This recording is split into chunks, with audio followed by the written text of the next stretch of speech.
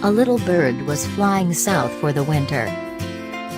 It was so cold, the bird froze, and fell to the ground in a large field. While it was lying there, a cow came by and dropped some dung on it.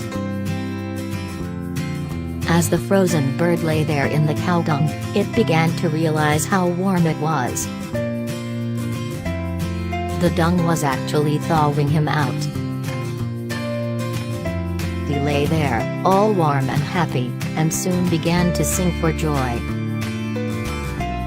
A passing cat heard the bird singing, and came to investigate.